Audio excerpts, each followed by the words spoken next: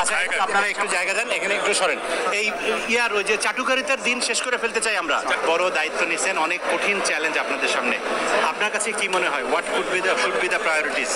এখন আমি মনে করি যে ইমিডিয়েট চ্যালেঞ্জ হচ্ছে যে এই যে আইন শৃঙ্খলা পরিস্থিতি ভেঙে পড়েছে, এটাকে ফিরিয়ে নিয়ে আসা সবচেয়ে প্রথম কাজ আমার মনে হয় সেটা।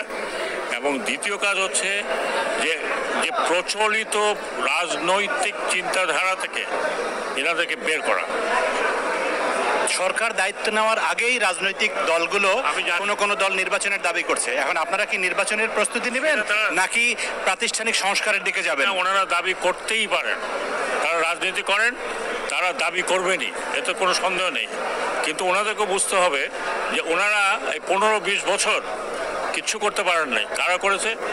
ছোট ছোট বাচ্চারা করেছে, তারা ব্লাড দিয়েছে। ওনারা জেলে গেছেন ঠিকই, অত্যাচারিত হয়েছে, রক্ত এরা দিয়েছে রাস্তায় এবং সফলতা এনেছে। কাজে এটা ছিনতাই করার কোনো কারণ নেই। দেশটা যতক্ষণ পর্যন্ত ওই পরিস্থিতিতে না আসে, জনগণ যদি আস্থা না রাখতে পারে পলিটিক্যাল পার্টির উপরে এবং পলিটিক্যাল পার্টি যদি বিহেভ না করে, আমরা তো দেখলাম একটা এত বড় ঐতিহ্যবাহী পার্টি যার এত ইতিহাস, গ্লোরিফাইড ইতিহাস, কোথায় গেছে পার্টি? এখন কাউকে আমি খুঁজেও পাই না। আমি জিজ্ঞেস করলাম যে অমুক কোথায়, বলে জানি না কোথায় কোথায়, দে লস্ট। হয়তো আসবে, বাট এই দলকে তাদেরকে আবার রিভাইভ করতে হবে।